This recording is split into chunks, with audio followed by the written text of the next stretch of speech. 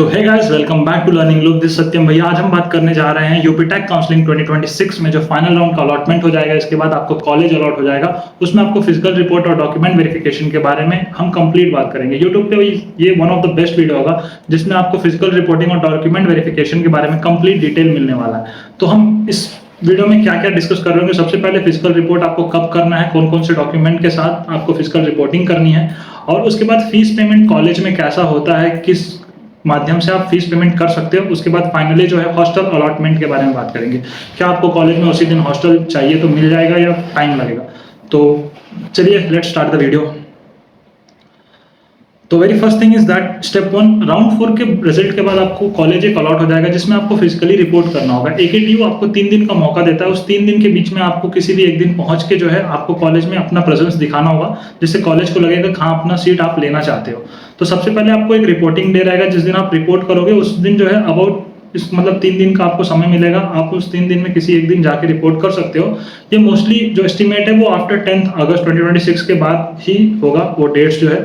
उसके बाद जो है कॉलेज की तरफ से एक नोटिस आएगा कि लाइक मोस्ट कॉलेज मतलब कॉलेजेस भेजते हैं कि आपका मतलब हो चुका है कि आप हमारे कॉलेज में आके रिपोर्ट कर सकते हो ऐसा। उसके बाद एक डॉक्यूमेंट वेरिफिकेशन होता है। इन डॉक्यूमेंट्स को लेके अगर आप पहुंचोगे कॉलेज तो बेसिक डॉक्यूमेंट है 10th के मार्कशीट, 12th के मार्कशीट, वो सब हम डिस्कस कर रहे होंगे आगे चल के।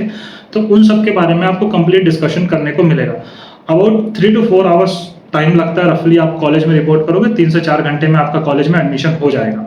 उसके बाद आगे क्या करना है, तो let's go to the further like document verification. वो कौन कौन से डॉक्यूमेंट्स की जरूरत पड़ने वाली है। तो सबसे पहले जो इंपॉर्टेंट डॉक्यूमेंट्स है वो सीट एक्सेप्टेंस फीस। ये जो है सीट एक्सेप्टेंस फी जो रिसिप्ट है, इसमें आप जो है 20,000 देकर जो सीट एक्सेप्ट किए रहोगे उसका एक रिसिप्ट आपको ये कॉलेज अलॉट हुआ। उसके बाद सीट अलॉटमेंट लेटर। जो सीट अलॉटमेंट लेटर है मतलब उसमें आपका कॉलेज का नाम लिखा रहेगा कि आपको कौन सा सीट या कौन सा कॉलेज अलॉट हुआ है किस पर्टिकुलर ब्रांच में। फिर जो तीसरा इंपॉर्टेंट डॉक्यूमेंट है वो 10th के मार्कशीट्स हैं, 12th के मार्कशीट है, जेईई मेंस का स्कोर कार्ड। ये मस्ट है, बहुत इंपॉर्टेंट है, इसको मत भूलना। 10th और 12th के मार्कशीट भी बहुत इंपॉर्टेंट है। आपको जो है एक ओरिजिनल लेके जाना है। इसके साथ साथ आप जो है 2 फोटोकॉपीज आपको लेना ही पड़ेगा। अगर आप 2 फोटोज कॉपी लियो आप सेफर साइड हो। मोस्टली एक ही मांगते हैं और अब तो कहीं कहीं पर ऑनलाइन भी होने लगा, लेकिन आप जो है 2 फोटोकॉपी रखना। जो है एक कॉलेज लेगा और एक शायद एडमिशन सेल को जाता है। उसके बाद जेईई मेंस का स्कोर कार्ड, जो मैं आपको पहले ही बता चुका हूँ, आपका जो परसेंटाइल का स्कोर कार्ड है जेईई मेंस के थ्रू, जिसके थ्रू आप जो है एकेटीयू में काउंसलिंग कर पा रहे हो, उसको लेके जाना है। उसके बाद फोटो, ओरिजिनल फोटो जो है, फोटो आईडी कार्ड, जो कि स्पेशली आधार कार्ड होता है। पैन कार्ड की जरूरत नहीं है, आधार कार्ड ही सफिशिएंट है आपको दिखाने के लिए आप वो पर्टिकुलर आदमी हो जिसका एडमिशन होने वाला है। फिर एक आपको पासपोर्ट साइज फोटो कॉपीज लेके जानी पड़ेगी 8 पीसेस। मैं यही रिकमेंड करूंगा कि आप 8 पीस जो है निकलवा के अपना पासपोर्ट साइज फोटो लेके जाइए। मोस्टली 3 से 4 की जरूरत पड़ती है, लेकिन कहीं कहीं पे आप सेफर साइड रहो, इसलिए 8 कॉपीज लेके जाओ।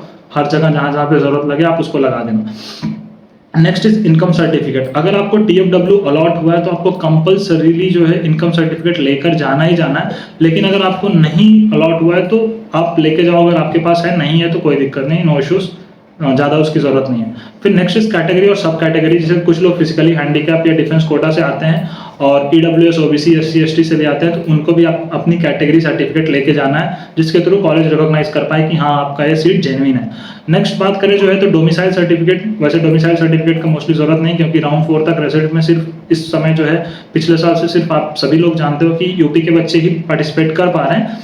तो डोमिसाइल सर्टिफिकेट की कंपलसरी जरूरत नहीं है, मोस्ट ऑफ द कॉलेजेस नहीं पूछते हैं, लेकिन जो है फिर भी आप सेफर साइड रहो, इसलिए जो है आप लेके जाओ डोमिसाइल सर्टिफिकेट, जो कि बन जाएगा आपके तहसील वगैरह से, और शायद आपके पास मोस्टली अब तक आ भी वो होगा certificate. Next is transfer certificate. ये आपके 12th जिस कॉलेज जिस स्कूल से आपने 12th किया है उस कॉलेज में जाके आपको अपना टीसी लेना पड़ेगा। अगर आप टीसी दोगे, टीसी मतलब कंपलसरी होता है मोस्ट ऑफ द केसेस में। फिर माइग्रेशन सर्टिफिकेट। अगर आप सीबीएसई से तो आप सब जान रहे होंगे कि माइग्रेशन सर्टिफिकेट इसके साथ आने लगा है। तो 12th के रिजल्ट के साथ आता है, ग्रीन कलर का छोटा सा रहता है, हाफ ए फुट साइड की तरह, तो उसको भी आपको लेके जाना पड़ेगा। कॉलेजेस पूछते हैं, और अगर आपके पास नहीं है तो आप डिजी लॉकर पर एक बार चेक कर लेना। डिजी लॉकर के कॉपीज भी वैलिड हैं मोस्टली। कॉलेज उसका जो है प्रिंट आउट लेके एक्सेप्ट कर लेगा। फिर कैरेक्टर सर्टिफिकेट। कैरेक्टर सर्टिफिकेट आपके कॉलेज के थ्रू मिलेगा। अगर आपके पास कैरेक्टर सर्टिफिकेट नहीं है तो आप अपने स्कूल के प्रिंसिपल से जाके बोल देंगे, तो आपको कैरेक्टर सर्टिफिकेट वो नॉर्मली दे देंगे। हर कॉलेज और स्कूल में आपको मिलता है ये चीज़। फिर next is medical certificate. Medical certificate ये कंपलसरी है, मोस्ट ऑफ द कॉलेजेस पूछते हैं। ये प्रिस्क्राइब फॉर्मेट में होना चाहिए मेडिकल सर्टिफिकेट, जो कि एक जेन्युइन एमबीबीएस डॉक्टर के थ्रू करना होगा। वो गवर्नमेंट डॉक्टर हो या प्राइवेट डॉक्टर हो उसका दिक्कत नहीं है, लेकिन उसके पास एमबीबीएस की डिग्री होनी चाहिए। तो एक फॉर्मेट आपको दिखा दूं मैं जो है, अगर इसकी बात करें जो है मेडिकल सर्टिफिकेट का, ये है सर्टिफिकेट नंबर 9 जो कि मेडिकल फिटनेस सर्टिफिकेट है। ये एकेटीयू का फॉर्मेट है। इस फॉर्मेट में आपको जाके अपना मतलब इसी अकॉर्डिंगली नेम, एप्लीकेशन नंबर में आपको वही अपने जो जेईई मेंस का आपका एप्लीकेशन नंबर है वो डाल दीजिए, कैटेगरी सब कैटेगरी, फादर्स नेम, जो डिटेल्स है इसको फिल कर लीजिए। आगे चल के डिटेल्स, ये सारी डिटेल्स जो आपका वेट है, हाइट है, चेस्ट है, अब्डोमिनल है, ये सब डॉक्टर फिल करेगा। और इसमें मेनली मैं आपको बता दूं जो है, तो आपको सिर्फ और सिर्फ क्या करना है, यहाँ पे जो है मेडिकल ऑफिसर का जो भी सिग्नेचर हो वो सिग्नेचर करवाना है, और उसके बाद उसका एक स्टैंप, नेम और स्टैंप लगवाना है, जो कि बहुत ज़्यादा ज़रूरी है। ये यही देख के फिर ये मेडिकल सर्टिफिकेट में आपका हो गया। ये सारे डॉक्यूमेंट्स आपको एकेटीयू का ऑफिशियल वेबसाइट पे मिल जाएंगे, डिस्क्रिप्शन में भी आपको मिल जाएगा। इसी का आप प्रिंट आउट लेके जो है एक एमबीबीएस का सिग्नेचर करवा सकते हैं, जो कि नॉर्मली हो जाएगा।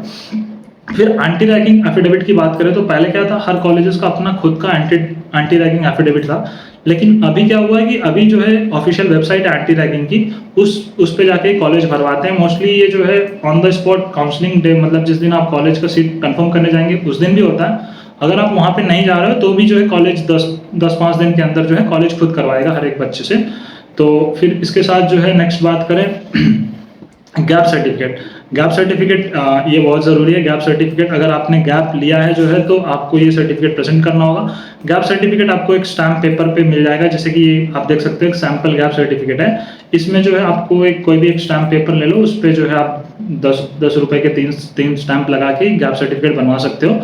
और ये भी ज़रूरी है, तो गैप सर्टिफिकेट बनवा लेना अगर आपने गैप लिया है। और ये नेसेसरी नहीं है कि आपको ऑन द स्पॉट उसी दिन देना पड़ेगा। आपका एडमिशन हो गया तो आपको कॉलेज टाइम देता है 10 to 15 डेज के अंदर आप गैप सर्टिफिकेट और ये एंटी रैगिंग जो है ये करना पड़ेगा। लेकिन मेडिकल वाला मोस्टली आप लेके जाना उसी दिन जिस दिन आप जो है सीट फाइनली कॉलेज का सीट एक्सेप्ट करने जा रहे हो। पैन कार्ड एक ऑप्शनल है। पैन कार्ड आप 18+ हो तो अप्लाई कर दो बनवाने के लिए। खुद का एक अकाउंट भी होना चाहिए जिसमें आप मोस्टली स्कॉलरशिप ले रहे होगे आगे चल के। आप किसी भी कैटेगरी से हो, जनरल, ओबीसी, एससी, एसटी, तो सब कैटेगरीज को स्कॉलरशिप मिलता है यूपी में, तो आप उसके लिए अप्लाई कर सकते हो। और अगर आपका खुद का बैंक अकाउंट होना चाहिए उसके लिए।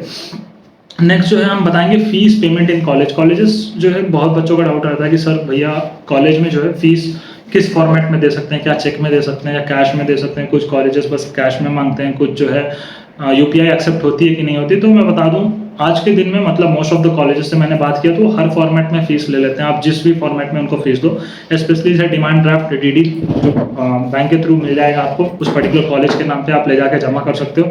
और यूपीआई अगर नॉर्मली आप यूपीआई कर सकते हो तो यूपीआई का लिमिट आप जान रहे हो, एक दिन में 1 लाख रुपए मैक्सिमम कर सकते हो। तो 2 अकाउंट से आप फीस का पेमेंट भी कर सकते हो। तीसरा कैश कंप्लीट कैश मैं नहीं रिकमेंड करूंगा, आप लेके जाओ। और कंप्लीट कैश कोई कॉलेज मांगता भी नहीं, सिर्फ मांगते भी हैं तो अगर आपके पास कैश फॉर्मेट में भी तो दे दो, एक्सेप्ट कर लेते हैं, कोई दिक्कत नहीं है। और चेक भी एक्सेप्ट करते हैं। तो मतलब सारे तरह के जो पेमेंट मेथड्स हैं, even credit card, debit card जो कार्ड्स हैं उसके पेमेंट्स भी वो लोग ले लेते हैं। तो कोई दिक्कत नहीं, कार्ड जो है आप किसी भी तरीके से आप पेमेंट करिए, बस दे हैव एवरीथिंग। उनके पास सारा तरीका है किस तरह से आपसे कैश लेना है, वो तो उनका काम ही होता है मोस्टली। और नेक्स्ट बात करें हॉस्टल अलॉटमेंट का, तो मोस्ट ऑफ द कॉलेजेस में हॉस्टल अलॉटमेंट सेम डे हो जाता है। अगर आपसे वो फॉर्म फिल करवाते वक्त, कॉलेज का भी एक एडमिशन फॉर्म होता है जिसको आप फिल कर रहे होगे वहाँ पहुँच के, तो उसको फिल कराते वक्त उसमें भी एक वो रहता है कि आप हॉस्टल लेना चाह रहे हो कि नहीं। अगर आप हॉस्टल लेना चाह रहे हो तो आप टिक कर दो, नहीं लेना चाह रहे हो तो मत टिक करो। लेकिन अगर आपको थोड़ा टाइम चाहिए तो कोई दिक्कत नहीं, उसमें आप उसको लीव कर सकते हो। और अगर आप पेरेंट्स के साथ गए हो तो आप हॉस्टल भी जाके चेक कर सकते हो, इनफैक्ट अकेले भी जाके चेक कर लो।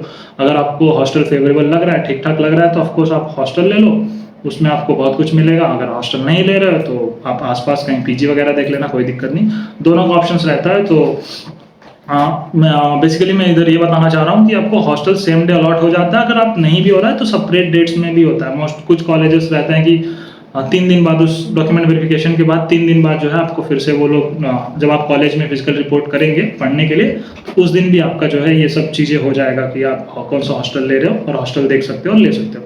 तो इसी के साथ मैं यही कहूँगा कि आपको मतलब थैंक यू, और चैनल को लाइक शेयर सब्सक्राइब करिए guys, please do support us, thank you.